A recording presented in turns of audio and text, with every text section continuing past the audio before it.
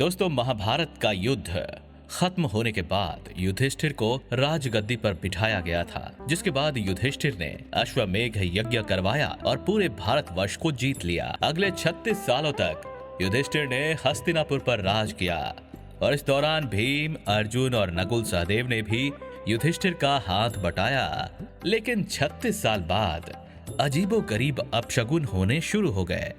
गंधारी के श्राप के कारण यादव वंश का नाश हो गया। भगवान श्री कृष्ण ने वन में विश्राम करते हुए एक तीर के अंगूठे में लगने के बाद अपने प्राण त्याग दिए और वापस बैकुंठ धाम लौट गए। वहीं बलराम ने भी समाधि लेकर अपने प्राण त्याग दिए और श्री हरि के पास चले गए। इधर जब वेद व्यास ने पांडवों को भगवान कृष्ण के प्राण त्यागने के बारे में बताया तो पांचों पांडवों और द्रौपदी ने भी स्वर्ग जाने का फैसला लिया। पर दोस्तों, क्या आप जानते हैं कि सिर्फ युधिष्ठिर ही थे जिन्हें जीवित रहते हुए स्वर्ग की प्राप्ति हुई थी? लेकिन ऐसा क्यों हुआ, चलिए जानते हैं इस वीडियो में। युधिष्ठिर ने युयुत्सु को बुलाकर उसे संपूर्ण राज्य की देखभाल का जिम्मा सौंपा और अभिमन्यु के पुत्र परीक्षित को हस्तिनापुर का राज्य अभिषेक करके परीक्षित को नया सम्राट घोषित कर दिया। वहीं सुभद्रा को सबके लालन पालन की जिम्मेदारी करने के बाद महर्षि वेदव्यास से आज्ञा लेकर पांचों पांडव द्रौपदी सहित परलोक गमन की यात्रा पर चल पड़े। यात्रा पर जाने से पहले पांचों पांडवों ने अपनी सारी लालसा, गहने सब कुछ त्याग दिया और वनवासियों के कपड़े धारण कर लिए। लेकिन अर्जुन ने लोभवश अपने गांडीव धनुष और तरकश का त्याग नहीं किया था और इसलिए जब पांचों पांडव कई नदियों, पहाड़ों और समुद्रों की यात्रा करते हुए लाल सागर पहुंचे तो वहां अग्निदेव प्रकट हुए और उन्होंने अर्जुन से गांडीव का त्याग करने के लिए कहा, क्योंकि उसका कार्य अब तक पूर्ण हो चुका था। अग्निदेव को गांडीव और तरकश देने के बाद पांडव अपने मार्ग में आगे बढ़ने लगे। यात्रा करते हुए आगे चलकर पांडवों को एक कुत्ता मिला जो उनके साथ चलने लगा था। उत्तर दिशा से पृथ्वी की परिक्रमा करने के बाद पांडव केदारनाथ पहुंचे, जहां उन्हें भगवान शिव के दर्शन हुए, जिन्होंने उनके लिए स्वर्ग का मार्ग प्रशस्त कर आगे जाने की आज्ञा दी। लेकिन आगे चलकर मान गांव पार करने के बाद द्रौपदी के पैर लड़खड़ाने लगे और वो गिर गई, जिसे देखकर भीम ने युधिष्ठिर से पूछा कि द्रौपदी ने तो आज तक कोई पाप नहीं किया, फिर उसके साथ ऐसा क्यों हुआ? इसके जवाब में युधिष्ठिर ने भीम से कहा कि द्रौपदी हम पांचों भाइयों में सबसे ज्यादा प्यार अर्जुन से करती थी। 5 पतियों के होते हुए किसी एक से अधिक या कम प्रेम करना गलत है और इसलिए वो यात्रा के बीच में ही लड़खड़ा कर गिर गई हैं। ये कहकर युधिष्ठिर ने द्रौपदी को देखे बिना ही अपनी यात्रा जारी रखी, जिसमें उनके साथ 4 भाई और वो कुत्ता भी चलने लगा। थोड़ी देर चलने के बाद सहदेव भी गिर गए। तब भीम ने युधिष्ठिर से सहदेव के पाप के बारे में पूछा तो युधिष्ठिर ने कहा कि सहदेव को अपनी विद्या पर घमंड था, जिसके चलते वो अपने बराबर किसी को नहीं समझता था। सहदेव की इस दशा का यही कारण है। इसके बाद नकुल और अर्जुन भी एक एक कर लड़खड़ा कर गिर गए और अपनी यात्रा पूरा नहीं कर पाए।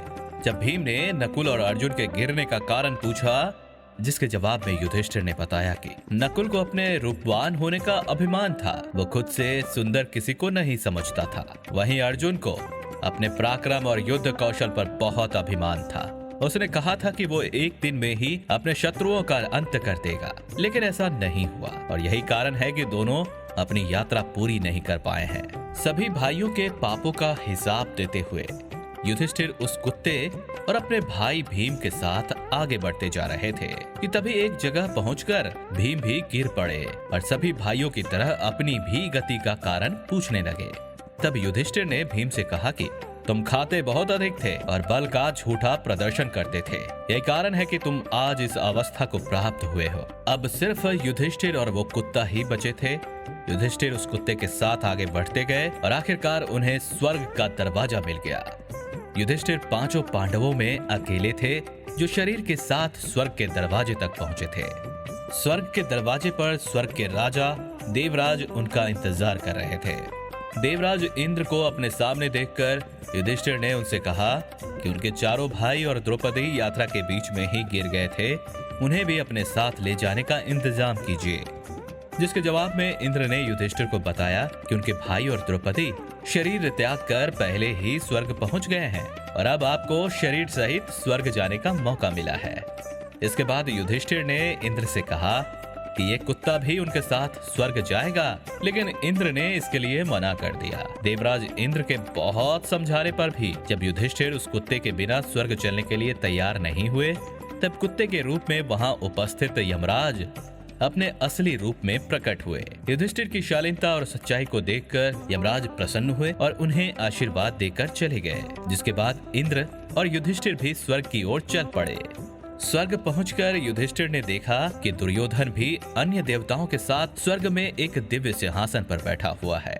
युधिष्ठिर ने जब इंद्र से इसका कारण पूछा तो उन्होंने बताया कि दुर्योधन ने भले जीवन भर झूठ और अधर्म का साथ दिया था, लेकिन उसने अर्जुन और भीम जैसे योद्धाओं से हिचकिचाहट के बिना अपनी हार को सामने देखते हुए भी बहादुरी से युद्ध किया था।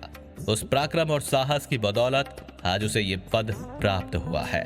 देवराज इंद्र की बात सुनकर युधिष्ठिर ने उनसे अपने भाइयों से मिलने की इच्छा जताई और कहा कि जिस लोक में उनके भाई और द्रौपदी हैं, वो भी उसी लोक में रहना चाहते हैं। लेकिन देवदूत के साथ चलते चलते युधिष्ठिर एक ऐसे मार्ग पर पहुंच गए जहां बहुत अंधेरा था और चारों तरफ से बदबू आ रही थी।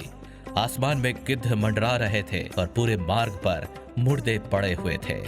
दरअसल ये असीपत्र नामक एक नरक था। मार्ग की बदबू से तंग आकर युधिष्ठिर ने देवदूत से पूछा कि उन्हें अभी इस रास्ते पर और कितना चलना होगा। तो देवदूत ने कहा कि देवताओं ने उन्हें ये आदेश दिया था कि जब आप चलते चलते थक जाएं तो मैं आपको वापस ले आऊं, इसलिए अगर आप थक गए हैं तो हम वापस चलें। लेकिन देवदूत की बात मानते हुए जैसे ही युधिष्ठिर वापस लौटने लगे तो उन्हें कुछ दुख भरी आवाजें सुनाई देने लगी जो युधिष्ठिर को जाने से रोक रही थी। युधिष्ठिर ने जब उन आवाजों से उनका परिचय पूछा तो उन्होंने अपना नाम कर्ण, अर्जुन, नकुल, सहदेव, द्रौपदी और भीम बताया। ये सुनकर युधिष्ठिर ने देवदूत से कहा कि तुम वापस चले जाओ, मैं अपने भाइयों को छोड़कर नहीं जाऊंगा। युधिष्ठिर की बात मानकर देवदूत वापस लौट गए और सारी बात इंद्रदेव को बताई। कुछ समय बाद देवराज इंद्र स्वयं उस स्थान पर पहुंचे जहां युधिष्ठिर मौजूद थे। इंद्र ने युधिष्ठिर को बताया कि कुरुक्षेत्र युद्ध के दौरान उन्होंने जिस झूठ का सहारा लेकर आचार्य द्रोणाचार्य का वध कर दिया था, उसी की वजह से उन्हें कुछ समय नरक में बिताना पड़ा और अब उन्हें स्वर्ग चलना है जहां उनके भाई पहले से मौजूद हैं। इसके बाद युधिष्ठिर ने पवित्र देव नदी गंगा में स्नान किया और अपने मानव शरीर का त्याग कर दिव्य रूप धारण कर स्वर्ग पहुंच गए, जहां अर्जुन, भीम, नकुल और सहदेव उनका इंतजार कर रहे थे। इंद्रदेव ने बताया कि द्रौपदी का जन्म भगवती लक्ष्मी के अंश से हुआ है। स्वर्ग में पहुंचकर युधिष्ठिर ने देखा कि कर्ण सूर्य सा तेज धारण किए हुए हैं, वहीं भीम वायु देवता के पास बैठे हुए हैं और नकुल, सहदेव अश्विनी कुमारों के साथ विराजमान हैं। अंत में युधिष्ठिर भगवान श्री कृष्ण के पास पहुंचे, जहां अर्जुन भगवान कृष्ण की सेवा कर रहे थे। भगवान कृष्ण के दर्शन के बाद कुरुक्षेत्र युद्ध में वीर गति को प्राप्त करने वाले हर एक योद्धा के बारे में देवराज इंद्र ने विस्तार से बताया।